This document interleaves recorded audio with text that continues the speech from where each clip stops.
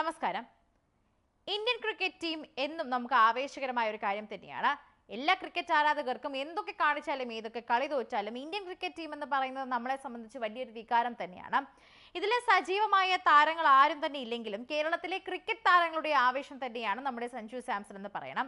അദ്ദേഹം അത്ര ആവേശകരമായ പ്രകടനങ്ങൾ കാഴ്ചവെക്കുന്നില്ലെങ്കിലും സജീവ താരമല്ലെങ്കിൽ പോലും മലയാളികളുടെ അഭിമാനം സഞ്ജു അവിടെ എത്തിയത് തന്നെ വലിയ കാര്യമാണ്. ശ്രീശാന്തിന് പിന്നാലെ സഞ്ജു കൂടി എത്തിയപ്പോൾ മലയാളികളുടെ പേര് വീണ്ടും വീണ്ടും വർഷങ്ങൾക്ക് ശേഷം പ്രേക്ഷകർ കാണുകയാണ്. IPL-ിലൂടെ വളർന്ന ഇന്ത്യൻ ക്രിക്കറ്റ് ടീമിനോടൊപ്പം തന്നെ എത്തി നിൽക്കുന്ന ഏകദിനവും T20യും കളിക്കാൻ സാധിക്കുന്ന സഞ്ജുവിന് കൈയടിക്കുകയാണ് എല്ലാവരും.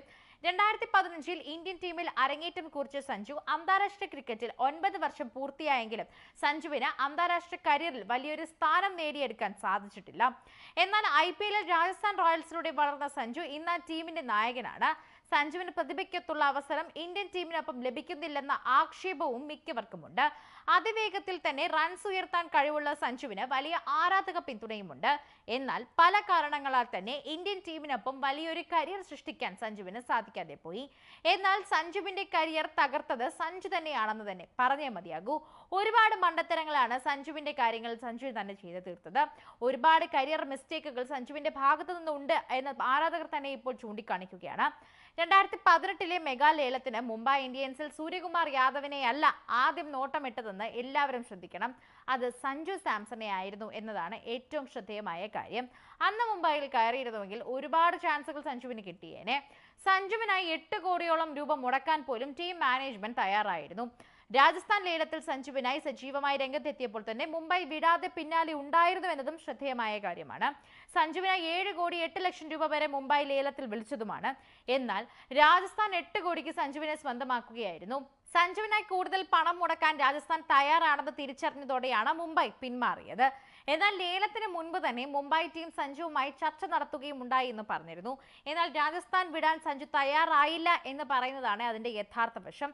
വളർത്തിയ ടീമിനോടുള്ള കടപ്പാട്, നന്ദി, അത് സഞ്ജു അടിയുറച്ചു നിന്നതോടെ മുംബൈയിലേക്ക് കൂടുമാറാൻ അദ്ദേഹം തയ്യാറായില്ല.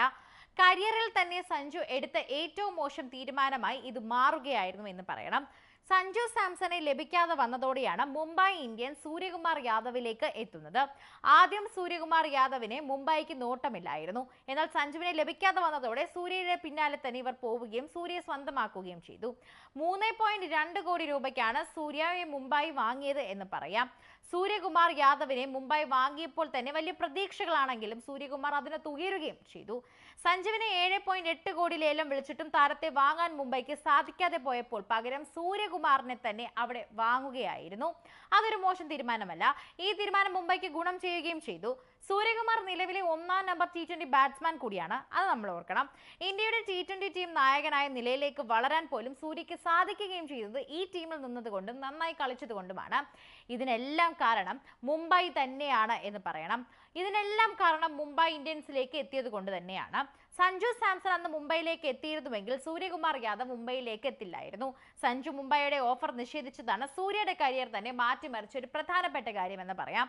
സഞ്ജു സാംസൺ വരുന്ന സീസണിലും രാജസ്ഥാൻ റോയൽസിൽ തന്നെ തുടരുകയാണ്.